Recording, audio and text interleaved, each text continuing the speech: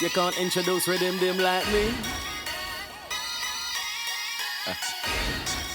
Made in a manner, young from the east. Kano in the house. I'm just trying to make dough in the house. Yes. Definitely, I'm definitely not afraid to say like one of my favorite MCs in the game, one of my favorite artists, and a lot of people's favorite artists. Oh, respect. Yeah, appreciate that. 2015 was definitely a good year for you.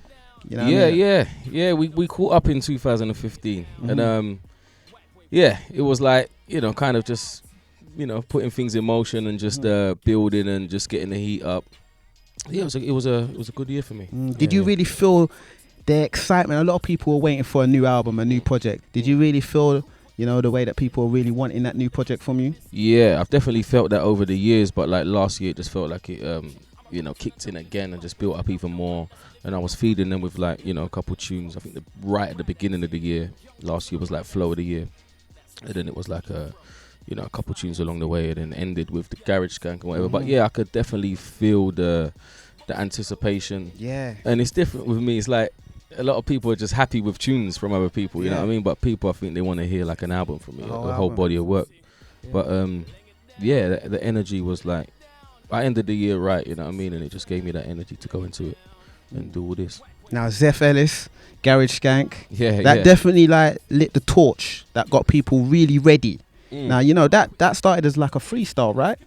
Well, yeah, it kind of was. Nah, I called it a freestyle because I done it I approached it like that, you know what I mean? And I just recorded it down like once, done it at home as well. But it was a beat that Logan played me.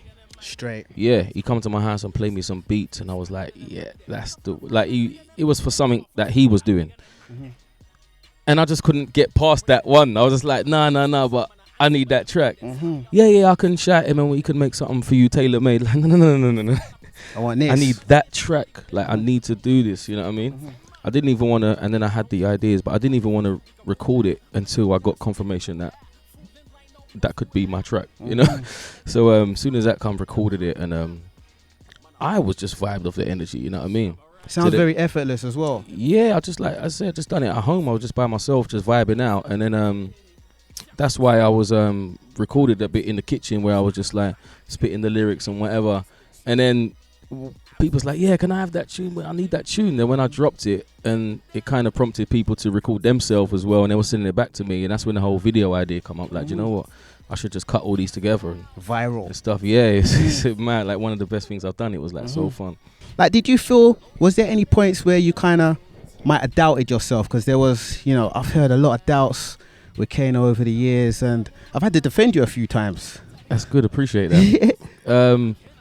Yeah, I've had a lot of people like, like you, maybe not in the industry or whatever, but just like mates and whatever, And a lot of people that get frustrated with me because they know what I'm capable of. They know, and for me, sometimes it's like, shit that's important to other people is just not important to me at the time, you know what I mean? Like, why don't you do this and why don't you do that? And it's just like, look, I just want to do things the way I do it, and I want my own time and my own way and whatever. And yeah, I do feel like people have doubted me over the years, and it's almost like they hear something and they're like, oh yeah, like I should have never doubted him and blah blah blah and whatever. But it's just like, it's whatever, innit? It's almost like you're only as good as your last tune. It's like that football thing. You're only as good as your last game. Yeah. And you just gotta keep like, if Messi goes 2 weeks without scoring, he's lost People it. Want to question? It's over for him. You know what I mean? Nah. It's talent's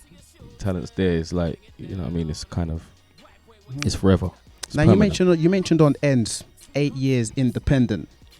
Yeah. How was that for you, man? At the time. Yeah, at the time that was definitely 8 years independent. 3 cheers to the Pensmith. It's like I've learned a lot. I've learned so much. I've been on both sides of the fence. I think it was necessary for me to really understand, what it takes to put out a record and really just be out there on my own.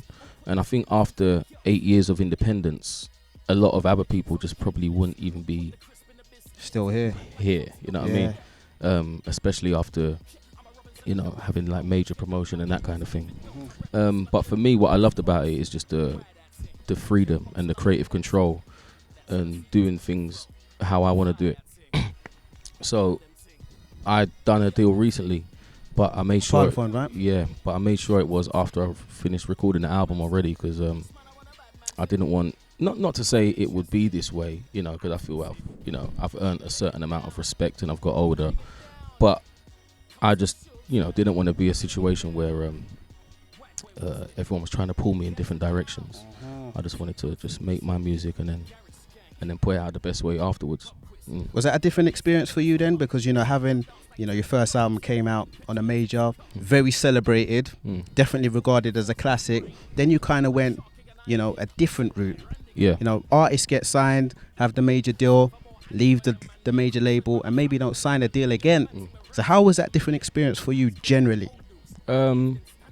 It was just like, I mean, I enjoyed it because I got to release 140 Grime Street, and I think at the time the label wasn't really into me doing what they would call a niche project like that, you know.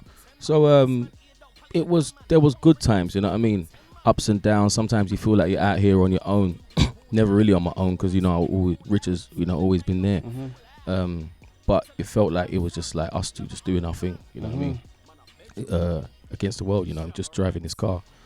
And, you know, sometimes it is nice to have support from others, help, expertise, you know, so it's just like a team, you know what I mean? So just it was cool, like just finding the right people to work with, but knowing that by yourself you could still make shit happen, you know. And you just realize that it all starts with the music, you know. I feel like people have hit records independently. It's just because the timing was right and the music was right, you know. And you can be on a major record company and not make any noise just because it's not, you're not the right person, or they're not the right people, or you ain't making the right music. So a lot of people rely on labels, but when you're independent, you know, you can only rely on your own drive and your own talent. Yeah, I think everyone should have a go at it, you know. I think everybody should do. But you know, you didn't make much of a, you know, a sing and dance about signing a new record deal. No. You know, artists make the big, you know, PR statement. There was none of that from you. No. Just when you see the pre-order, you see it on iTunes, you see Parlophone. Why didn't you make a noise about it at all? Well, when we was talking about the deal, just even when it comes to signing it, I was in the studio. They sent it over in a bike. I signed it, sent it back. I didn't even tell people I was in the studio with. You know, we didn't take no pictures. There was no handshake. There was no like none of this. Why? Dinner. No, that shit don't gas me no more. Yeah. Not that I ever did, but it's just like, it's just for me. It's about the product. It's about the music. Like, I don't care who you shaking hands with or who you got behind you and what. This building looks great and the coffee machine's amazing in the in the Warner's building. Like, so what? Like, who gives a shit? Like, what does your music sound like? So that's why I weren't really making a sing and dance about it. And I feel like I made the album by myself, and I got to the point, like this point, you know, without anyone, you know. So let's not, you know, make it seem like you know, it's not purely because of my hard work that I'm here. Yourself. Yeah, it's not just like, oh yeah, I signed a new deal, now shit's gonna happen. Like, nah, bro, this is always happening. Oh, keeps the kids on the tippy toes. Oh, put the skinners in videos. Who put the kids on the hit list?